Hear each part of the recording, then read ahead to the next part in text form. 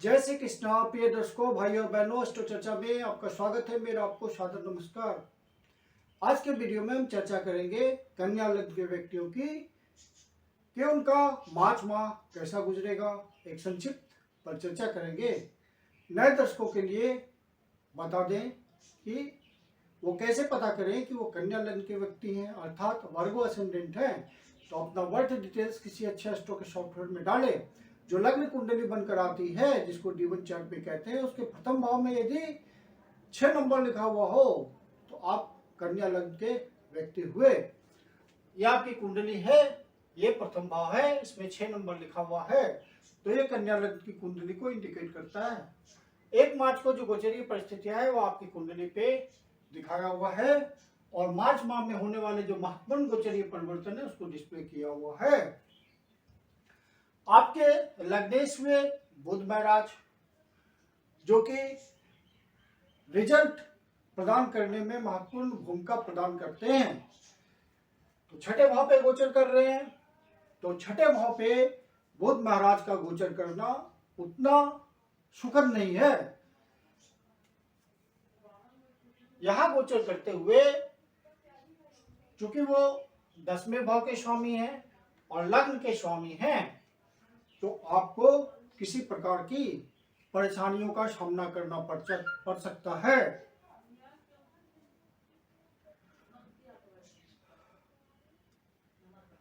कर्म क्षेत्र में कोई परेशानी आ सकती है जिससे निकलने के लिए आपको विशेष प्रयास करना पड़ेगा। स्ट्रगल की स्थिति बनेगी और आप उससे बाहर निकल आएंगे, क्योंकि बुध महाराज शनि महाराज के साथ गोचर कर रहे हैं और शनि महाराज 5 तारीख से उदित हो रहे हैं। तो शनि महाराज का छठे भाव पे गोचर करना बहुत ही उत्तम है। शनि महाराज का साथ मिल रहा है बुध महाराज को। बुध महाराज शनि महाराज के हिसाब से रिजल्ट देंगे, क्योंकि शनि महाराज अपनी ही राशि में गोचर कर रहे हैं और बुध महाराज शनि की राशि में गोचर कर रहे हैं, तो रिजल्ट शनि की तरह आएगा। तो आप कठिन परिस्थितियां भी आएगी वर्क प्लेस में या आपका पर्सनल स्फीयर में, तो आप उस परेशानी से बाहर निकल आएंगे, ये निश्चित है। कोई बड़ी समस्या नहीं आनी, बल्कि आपके रास्ते में जो रुकावटें आएंगी उसका निपटारा हो जाएगा। यहाँ पे शनि महाराज गोचर करते हुए बुध महाराज को सहयोग देंगे, क्योंकि दोनों में अच्छी मित्रता है। सूर्यदेव छठे भाव पे गोचर कर रहे हैं और 12वें भाव के स्वामी है, तो खर्च तो आपका बढ़ेगा लेकिन वो कंट्रोल्ड होगा, क्योंकि सूर्य महाराज अपनी राशि को देख रहे हैं। तो वहां पे जो भी आपसे खर्च करवाएंगे वो सोच समझ के खर्च करवाएंगे। शुक्र महाराज आपके 7वें भाव पे गोचर कर रहे हैं और उच्च की राशि में गोचर कर रहे हैं, तो इनका प्रभाव भी उच्च का ही होगा और यहां से लग्न को मजबूत कर रहे हैं, अर्थात आपको मजबूत कर रहे हैं, आपकी पर्सनालिटी को एक नया रूप दे रहे हैं। शुक्र महाराज का यहाँ गोचर करना आपके लिए अच्छा है। जब तक शुक्र महाराज यहाँ गोचर कर रहे हैं, आपके लाइफ पार्टनर के प्रति संबंधों में बहुत ही मिठास रहेगी। और यदि आप बिजनेसमैन हैं और पार्टनरशिप में काम करते हैं, तो कोई नया वेंचर भी खुल सकता है, कोई नई आपके पास प्रोजेक्ट दिमाग में आ सकता है जिसको आप इम्प्लीमेंट कर सकते हैं इस समय, और वो फलीभूत होगा, क्योंकि गुरु महाराज भी वहां गोचर कर रहे हैं। गुरु महाराज अपनी राशि में गोचर कर रहे हैं, तो यहाँ भी हंस नामक पंच महापुरुष योग पहले से बना रहे गुरु महाराज। तो गुरु महाराज का 7वें भाव पे गोचर करते हुए लग्न को मजबूत करना, तृतीय भाव को मजबूत करना और लाभ भाव को मजबूत करना, इस बात का इंडिकेशन है कि गुरु महाराज का गोचर, गुरु महाराज की ब्लेसिंग आपको बढ़िया मिल रही है।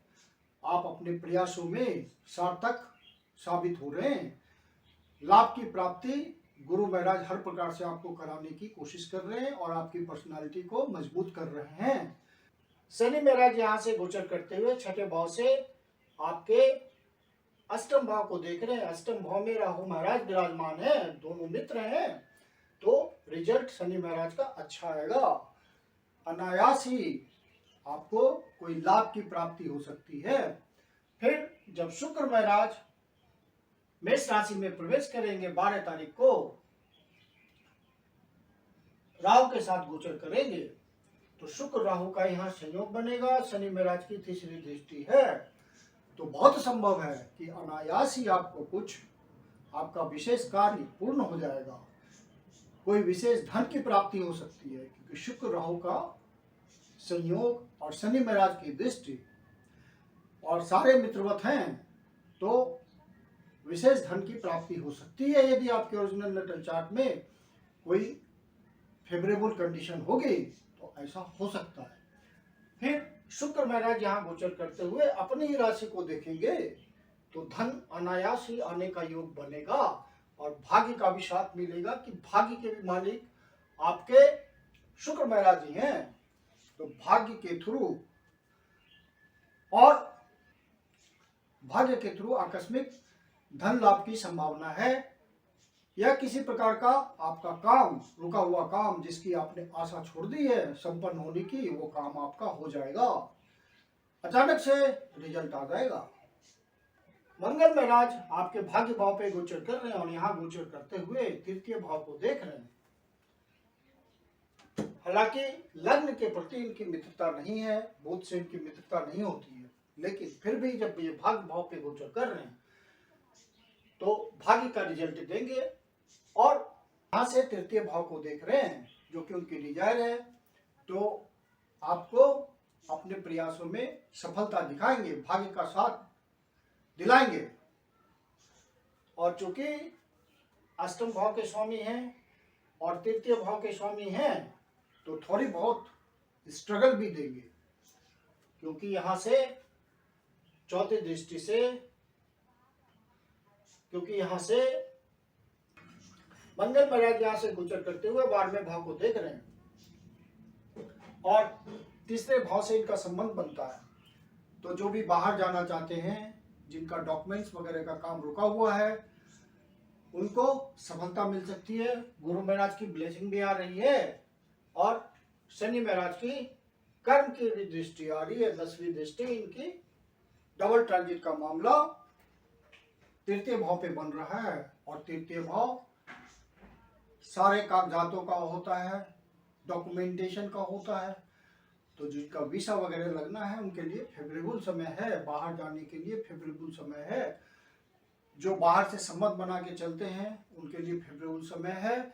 जो एक्सपोर्ट इंपोर्ट का काम करते हैं, बाहर से रिलेशन बना के धन कमाते हैं, फ्रिक्वेंट जिनकी विदेश यात्रा होती है और वहाँ से निगोशिएशंस डील होते हैं, तो उनके लिए ये बढ़िया है। जो विदेश पढ़ने के लिए जाना चाहते हैं, छात्र हैं, उनके लिए भी बढ़िया समय है, वो अप्लाई करें, सफलता मिलेगी। राहु महाराज आपके अष्टम भाव पे ऑलरेडी गोचर कर रहे हैं, तो अकस्मात कुछ परेशानी भी दे देते होंगे। लंबे समय से गोचर कर रहे हैं, अकस्मात कुछ सफलता भी दे देते होंगे। तो राहु का अष्टम भाव पे रिजल्ट इसी तरह का होता है और राहु मंगल देव के रिजल्ट को बढ़ा रहे हैं। मंगल जहां जहां गोचर कर रहे हैं वहां राहु रिजल्ट उनको बढ़ा के दे रहे हैं, क्योंकि ये राहु मेष राशि में गोचर कर रहे हो। मेष 100% एनर्जी की राशि है, एग्रेशन की राशि है, आवेश की राशि है, हेस्टी डिसीजन लेने वाली राशि है। तो वहां आप थोड़ा कंट्रोल भी रखना है, अपने ऊपर नियंत्रण भी रखना है।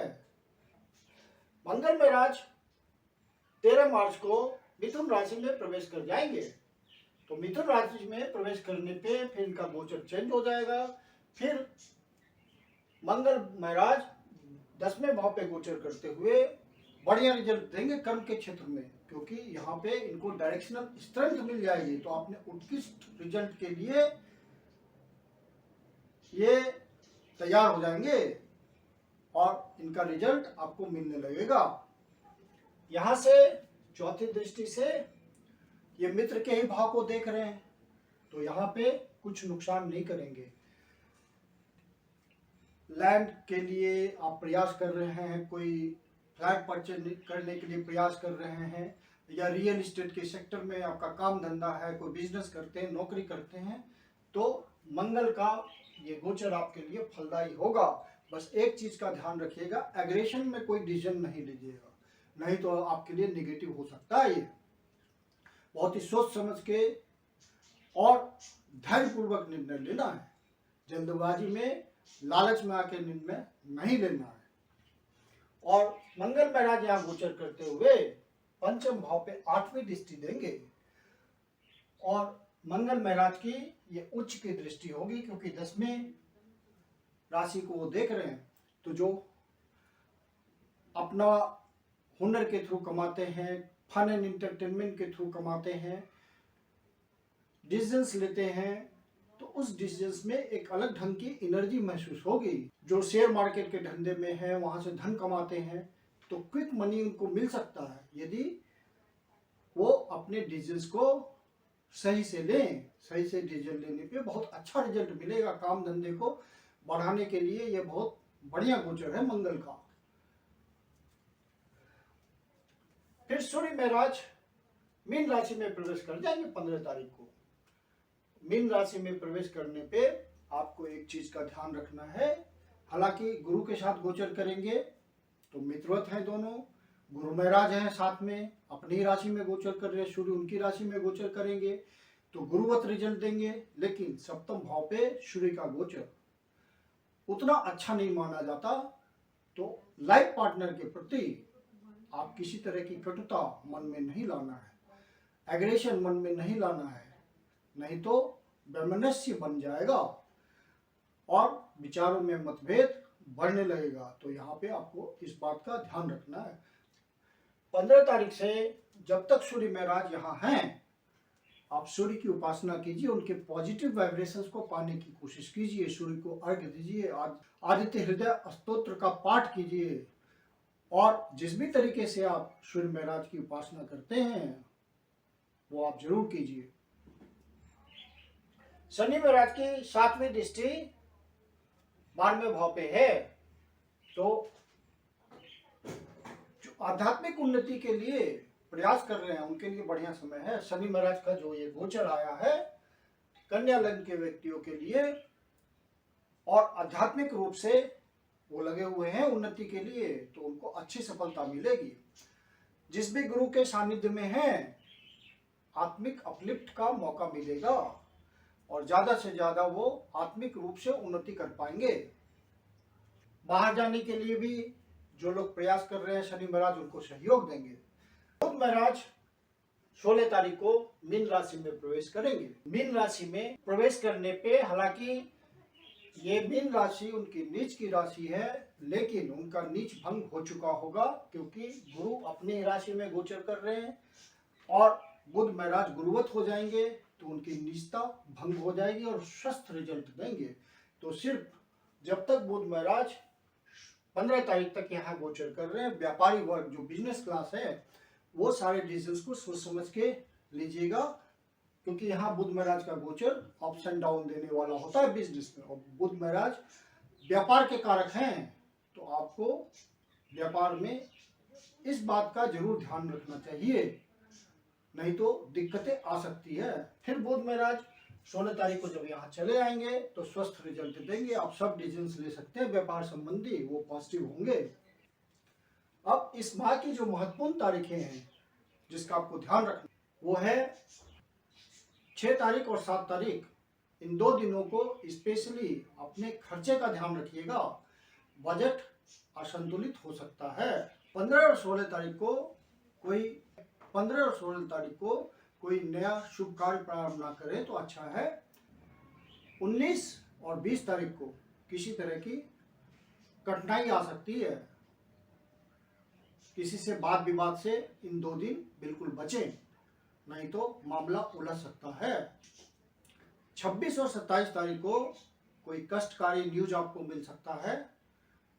यदि ऐसा आपको महसूस हो और आप मानसिक पीड़ा महसूस कर रहे हो तो नज़दीक के शिव मंदिर में जाकर के शिव जी को दूध से अभिषेक कीजिए, ओम नमः शिवाय का पाठ कीजिए। शिव जी आपकी पीड़ा हर लेंगे, या विष्णु सहस्त्रनाम का पाठ करें। बाकी कुल मिलाकर के ये महीना आपके लिए सुखद है। कुछ सावधानियों का ध्यान रखिए, महीना बहुत ही सुखद गुजरेगा। मैं कुंदन शर्मा आप लोग का हार्दिक स्वागत करता हूँ। यदि आपके जीवन की कोई समस्या है जिसका समाधान आप हमसे चाहते हैं तो पर्सनल कंसल्टेशन ले सकते हैं। कंसल्टेशन शुल्क लागू है। आप कंसल्टेशन के लिए बुकिंग कर सकते हैं। वीडियो के अंत में मेरा व्हाट्सएप नंबर दिया हुआ है, डिस्क्रिप्शन बॉक्स में भी व्हाट्सएप नंबर मेंशन है। यदि वीडियो अच्छा लगता है तो इसको लाइक करें और अपने परिचित जनों को शेयर भी करें। और यदि आप अपने चैनल अस्ट्रो चर्चा पर पहली बार आए हैं या अभी तक सब्सक्राइब नहीं किया है तो इसको सब्सक्राइब कर लें। धन्यवाद।